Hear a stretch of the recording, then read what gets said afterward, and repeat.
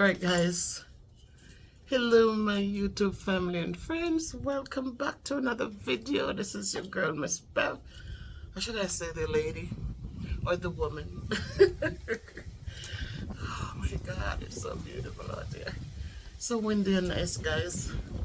Oh, this feels so good. It's cleaning day guys, it's Friday, I'm cleaning. Kayla is at school, I'm giving thanks. And I just wanted to jump in to just, do a quick thank you. Last night I went to bed very late, but before I even get into that, let me remind us that Ephesians 6:29 reminded us that we should not talk any unwholesome talk. He says, do not let any unwholesome talk come out of your mouths, but only what is helpful for building others up according to their needs, that it may benefit those who listen. So that's the thought I want you to remember today, guys.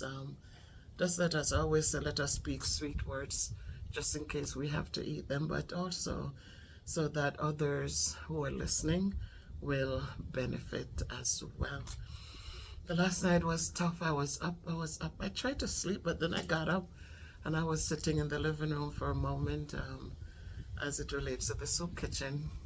I'm in limbo where that is concerned. I wanted to do a meeting, a video just for the members, just to talk to them, to get some ideas as to what to do, where to go, how to go. I must give a shout out to Miss Hyacinth, my neighbor, again, who sent $50 to help with Kayla as she continues her little academic journey and as she continues here with me. Just onward and upwards. As I said, an awesome little human being, so loving, so kind, so, she needs support with the schooling. I just ordered some cards for her, sight words, because sight words are words that they should have been exposed to from like 3, 4 once they're talking, because those are words that should pack their vocabulary so that wherever they see it, they would know it right off the bat. She doesn't have that. She doesn't have that. So many basic words, when she sees them, she cannot just identify them. Even when you're going over work with her and you might use the same word often, when left to find that word, you say the word, she still struggles to find them. So I decided to just say, let me go a step further. She's also in the after school. They charge $1,200 a week. Quite interesting, but $1,200 a week. So I have her enrolled in that, and so I'm doing the best I can and every way I can to make sure that she gets everything she can to make her a stronger, better little human being. I want her to have opportunities in life, opportunities that will give her choices, good choices. So I'm doing all that I can to help her do that. Sister Dawkins had her and was doing that with her, and I'm extending that for her. And so we'll see. We'll just plant the seeds and we watch them blossom and blow into great oak trees. So that's what it was. So for Dr. Elise Clark, who donated, she sent $100, $50 towards Kayla, and $50 was towards the soup kitchen. Now, again, there's much to be said. Not much, but misunderstandings happen. And when they happen, sometimes the outcome is interesting. But I wanted to, I was torn between, because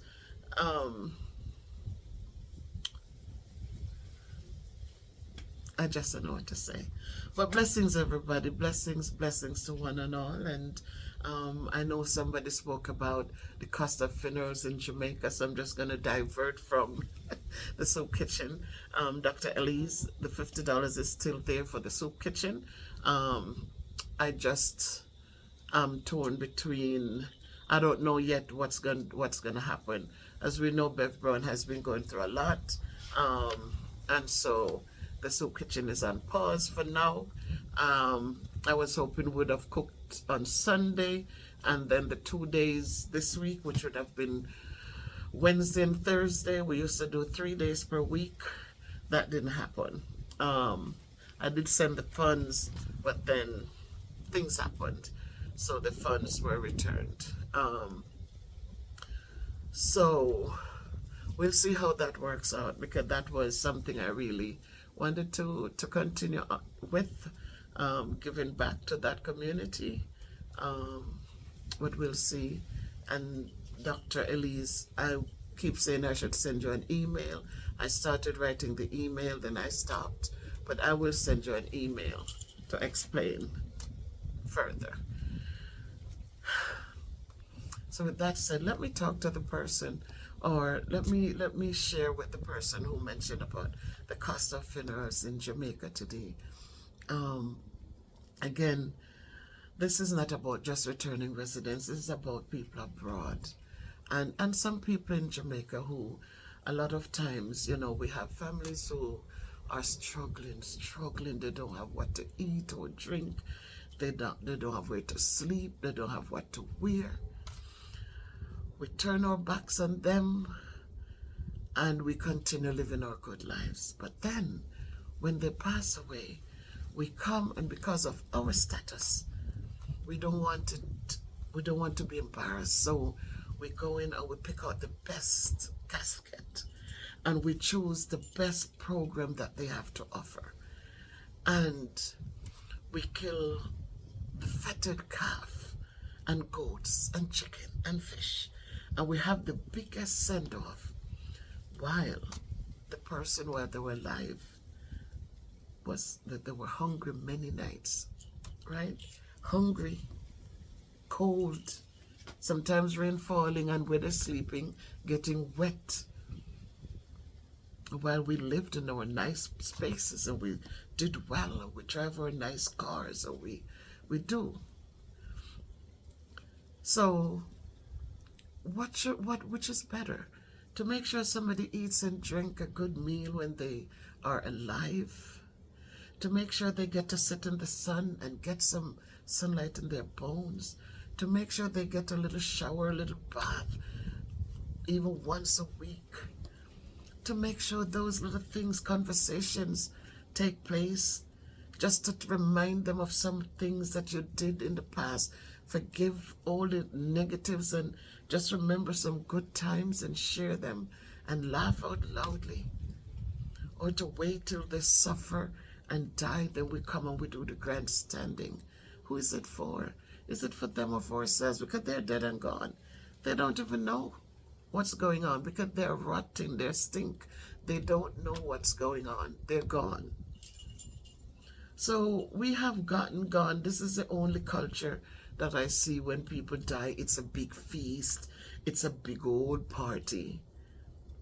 And yet when the people around who, once the party is over, they're dear, can't even find the next night's dinner.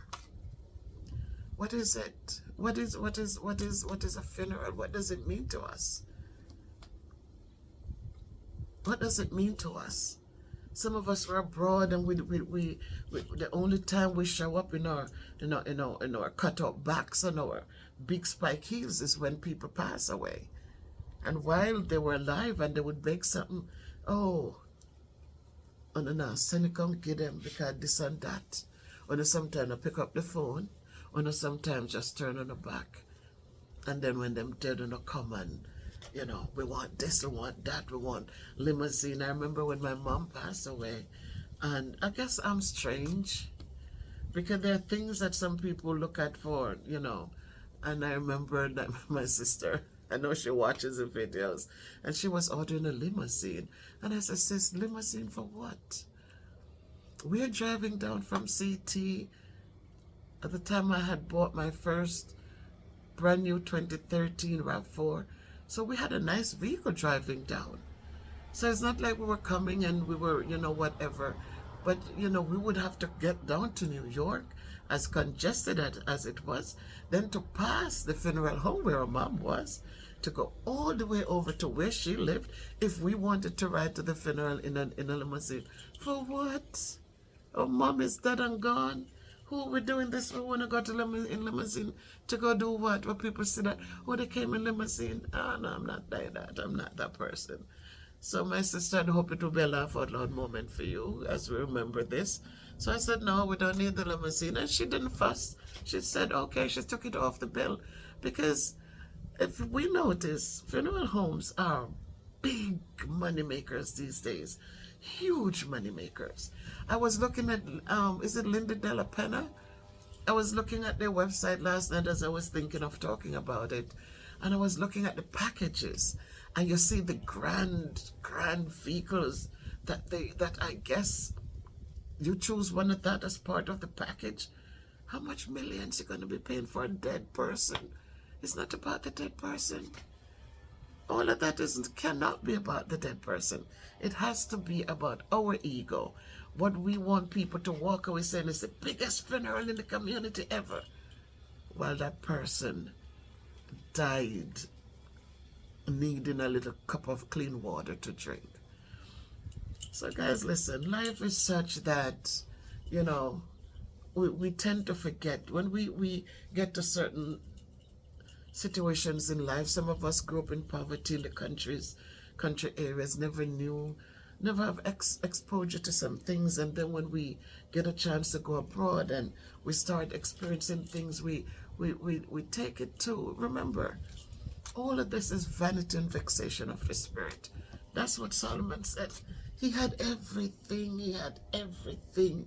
He says, and everything at the end of the day, it was just vanity and vexation of the spirit. So let us remember to love people and care for them while they're alive. Don't send me flowers when I'm dead. I can't even see that you sent it. Don't put all these flowers on my coffin. Don't pick out a big old nice box, because you're not doing it for me, because I don't see it. You're doing it for yourselves. You just want people. You just want to stoke your ego to say, yeah, they gave them a good funeral. And then you don't want people to leave and say they didn't get food to eat. These things need to stop. Because what we're doing, and people who cannot afford it, instead of doing what they can afford to do, they find that they start trying to copy what the Browns do and fall short, end up in debt, borrowing money. You shouldn't borrow money to bury anybody. You shouldn't. People die, let the dead bury the dead, and who is to be fed, be fed. That's what Bob Marley said. So you don't go out and borrow. You go and you do the best you can do. Let people talk. They're going to talk no matter what. But make sure when that person was alive that they were loved and respected, that they had company, that when they cry out for pain and the struggles, that there was somebody there to say, it's going to be okay. I'm here. It's going to be okay. Let them hear those sweet, kind words. Don't wait till they're dead and can't hear you say one thing. Then you're coming with your boo-hoo, with your fake tears. So guys, listen, as a people, Jamaica and a whole, stop it. Stop with the grandiosa. Stop with the status thing and the grandstanding when people are dead and gone. When people are dead and gone, that's when it should be just family members. You go out, you have a quiet, peaceful laying of the dead in the ground, and you go on and continue on. It shouldn't be a whole community coming on. To do what? To do what? The whole community never showed respect when the person was alive. Why are they coming now to eat and drink and be merry? Let's stop it. It is ridiculous. It's a waste of God's blessings. That's not how you bless people. You bless them when they're alive and can appreciate it. You bless them when they are able. Some of the kids running to come with the parents. Sometimes I remember when Granny died and people were coming with larder bags to carry away food. To carry away all this food. We killed goats, we had fish, we had chicken.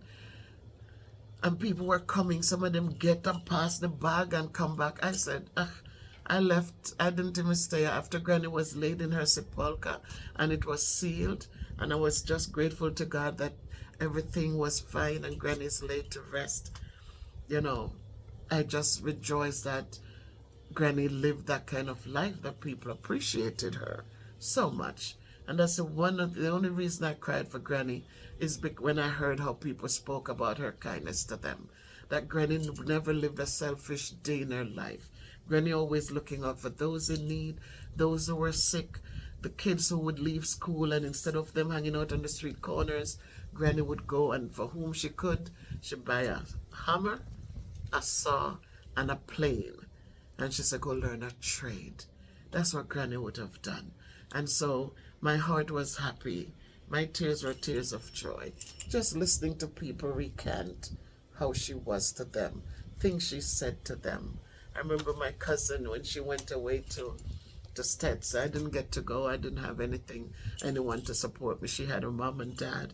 And when Joanne went up with a book Granny gave her, you're talking about in the 70s, Granny gave her this book with some poems that Granny wrote and some words of encouragement. And Joanne kept it all the years.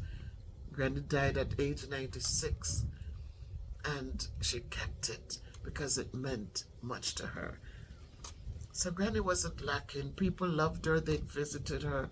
They were there. We were present for Granny. And so when she died, I didn't have to pretend. And, I was content that she lived and she had us. And so I'm just saying to us, guys, be there for someone. It's your family. Sometimes they are the hardest to deal with. But then, hey, Mr. Roy. All right. But then, when they pass away, don't pretend either. If you didn't get along with them, find a way to reach out to them, and that's it. But don't wait now when they're gone and doesn't even know that you have forgiven them, or you have, you meant well for them. Now you're going to come in and be the big shot in the community. Cut it out. It's so fake. So guys, less is more. Less is more. Help those who are around you who need support. Don't create these big grandstanding funerals when people are dead and gone. They're dead, they're gone. They don't know that you're doing all of this unnecessary. Some of you have so much money, you build all these houses over the graves, you build these garbage. That's a waste. When you have many in the community who need to zinc on the rooftop, use your money wisely, guys. If you didn't make it in a legal form, I don't know what to say. Sometimes when we don't work hard for things, we don't know how to make it work. It's not a blessing, it becomes a curse. But if God has blessed us, be a blessing to somebody else. Don't waste it. So that's just my take on these funerals, that want people who do not put in all of this into a funeral, making them feel bad. People don't feel bad. You make your funerals as little as you can. Give a kid a scholarship to go on to college. They did well in high school. The parents don't have the money. They're looking to borrow it, and then God help them when they finish and the jobs they get back. So if you can support one anonymously, send one to college. Pay the first year for college. Don't waste the money talking about, night come and it's all of this thing. I remember night when I was young, it was coffee and then bread. Coffee and bread. You never ever have hot chocolate for we as picnic. It was them chanting through the night, and they were getting the coffee and them chant and them do them stuff, and you just sit down there in the middle, because Granny involved. I helped be the dead somebody to get them dressed for put them in the grave the next day. And it was simple. Nobody owed any debts. Nobody was cooking up curry goat and curry this and that and 3 different course a meal. And no, not look at that. It was simple. And when they were done, the widow got a gift of whatever they collected, and she was able to go on until she could build up herself again. So guys, let me go back to my cleaning. I'm dry right now because I'm out here in the wind. But that's my take for today. So remember, speak sweet words. Do sensible things. Think before you do things, and don't do it to show off. Do what you feel in your heart is the right thing to do. Don't go out there and do because of what people going to say. People going to say anyway. Them never stop saying. And the naysayers is never going to say yes to anything good. They're always going to be negative. So don't feed into it. I tell my kids when I go, cremate this body. Cremate it. You don't waste money to go buy no fancy coffin for how much million. Go buy this and that and all the rest of it. Cremate. Dust to dust, ashes to ashes. Let me be the ashes and you go sprinkle it somewhere. Don't you ever go sit down and bought your big old coffin and big old car to carry it in and big old... No. Don't do it. It's a sin. It's a waste of God's blessings when you're going to have little Kayla or you're going to have another kid who is trying and wants some help and they could donate that funds to help that kid. So that's Miss Bev's point of view. What is your point of view? Talk to me in the comments. All right, my YouTube family, good afternoon. Good afternoon. Good afternoon, everybody, wherever you are. I don't know, I'm out on the veranda. It's cleaning day, guys. Look at me, I'm wet. I'm so wet. So, it's cleaning day. Take my hair off. Oof.